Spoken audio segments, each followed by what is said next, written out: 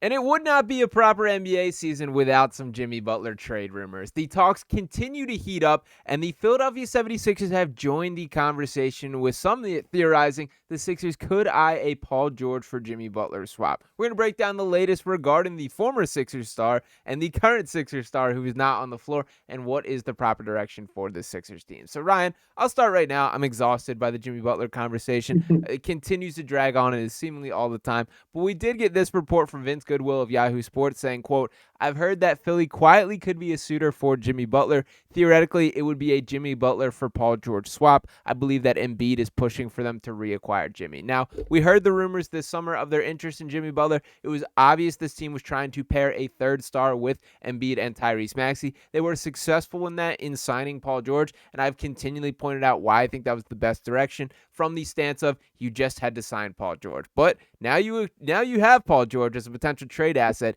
Is Jimmy just the right guy for this team? Your thoughts? Yeah, that's the question of the hour, and I think when you look at it, it's more so, do you want to still continue to go all in on this season? Because you definitely could make the argument that Jimmy Butler is a better piece for the team this year than Paul George is, at least what Paul George has looked like.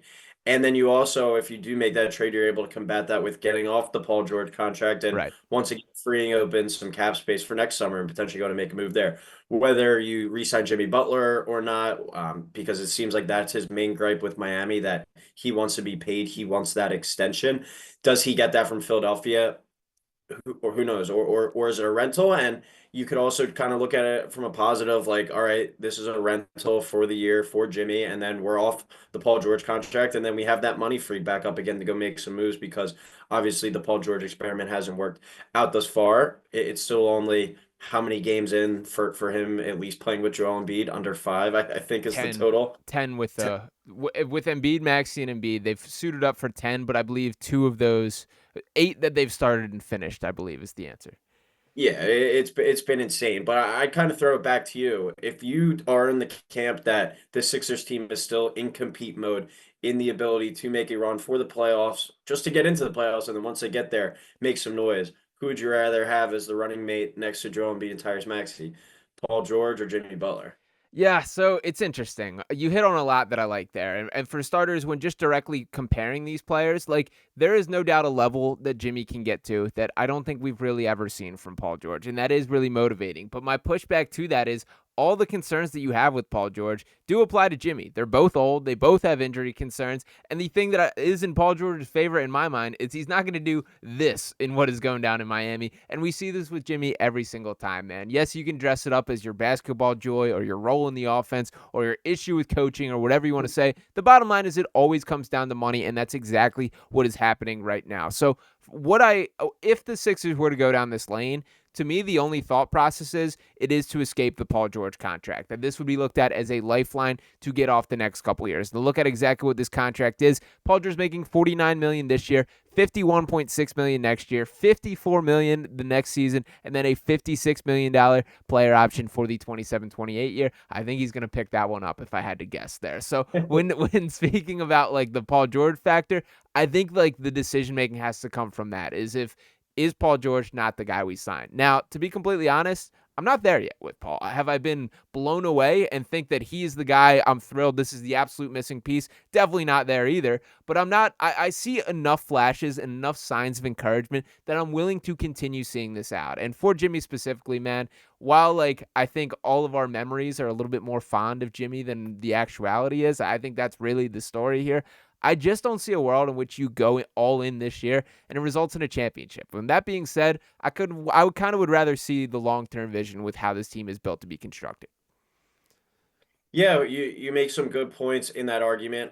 It would be kind of funny if they did trade for Jimmy because the last time they traded for him as well, it was obviously on an expiring deal, a rental Yep. type of situation. So you're kind of going back into that. I just can't wrap my head around at least what I've seen from Paul George thus far, whatever we are, 40 games into the season. Obviously, we know he hasn't played nearly in all of them.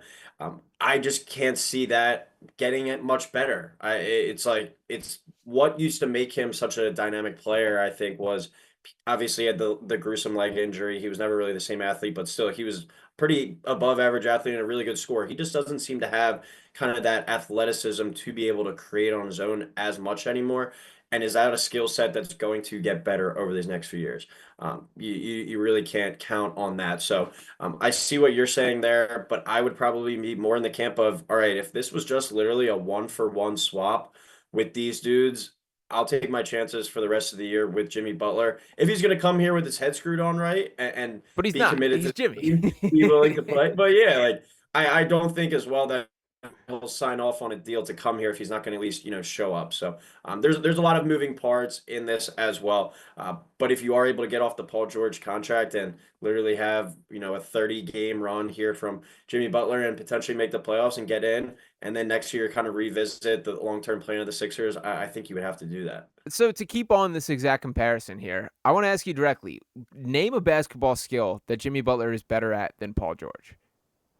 I would argue Paul George is a better defender at this point. I think he's a better shot creator at this point. He's certainly a better three-point shooter. He's a better rebounder. I think he's a far more willing passer. Jimmy's probably a slightly better playmaker, but I think that's pretty marginal. Is there anything I'm missing? What is Jimmy better at than Paul George? All right, I'd throw it back to 2 minutes left in the game. Who do you want on your team in this closeout situation, Paul George or Jimmy Butler? It kind of goes back to me for that. Like, I really think that their statistics could be pretty comparable, but I'd rather have Jimmy Butler in the fourth quarter of a playoff game than Paul George, and that's kind of what it comes down to me. And he's an ass to use a lack of a better term. He's a guy that isn't really going to take some bullshit. He's going to give the bullshit, and he's going to probably cause some headaches, Yep. but all good teams don't have the choir boys. So you need kind of that dog, that alpha, and that's been, I think, one of the main concerns as well with Joel Embiid in these late type of games. He hasn't really exactly thrived in those situations, and Jimmy Butler isn't the same player that we saw with the Heat. Obviously, these past few years, I'm not going to say a shell of himself, but he definitely is a level down from what we've been used to from Jimmy Butler throughout his career. But I would still rather have him in those late kind of situations than at least this version of Paul George that we've seen this year. Yeah, I mean, you make a fair point there, but I guess my pushback once again would be I think the prime version of Jimmy Butler,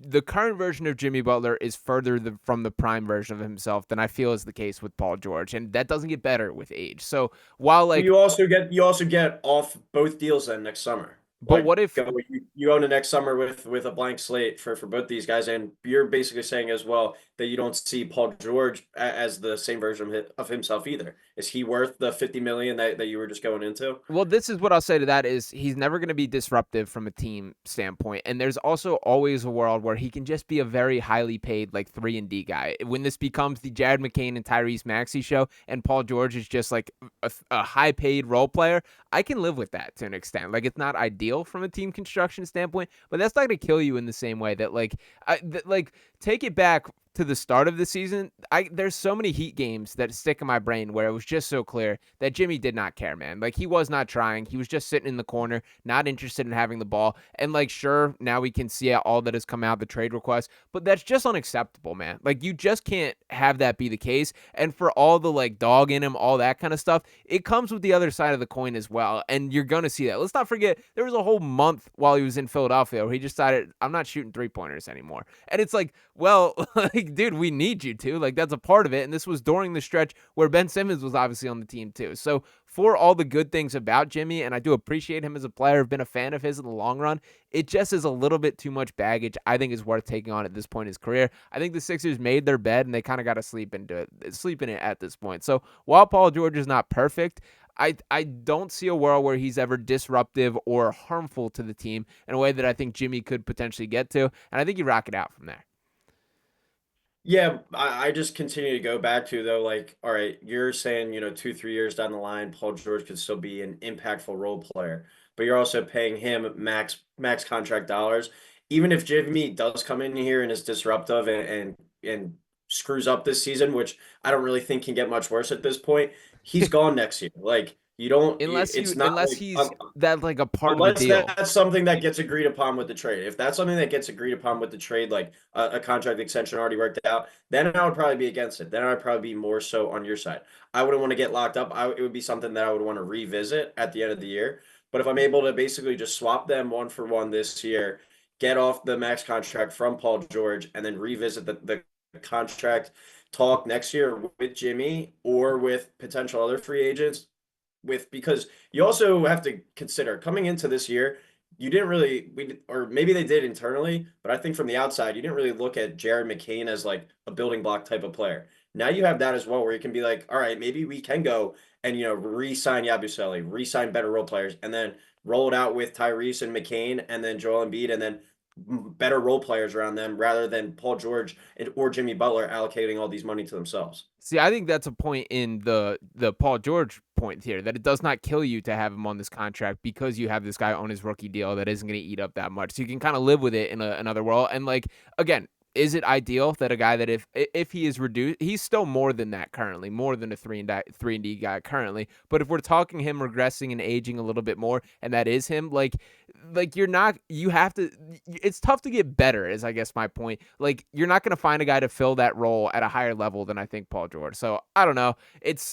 This is the mess that the Sixers are in, and boy, what a Sixers move it would be to trade for Jimmy Butler at age 28, not sign him to an extension, then trade for him at 35 and give him an extension there. That would just be a nice cherry on the top of this entire era. But I do want to hear from you guys in the comments. So I'm against the Jimmy Butler game plan. Ryan Coyle is for it. So whose side are you on below? Drop your thoughts and why. As always, appreciate each and every one of you guys for tuning in this video here. Make sure you're smashing that subscribe button if you have not already. Drop a like on this video. Me and Ryan will be back next time right here on Sixers Digest. Peace.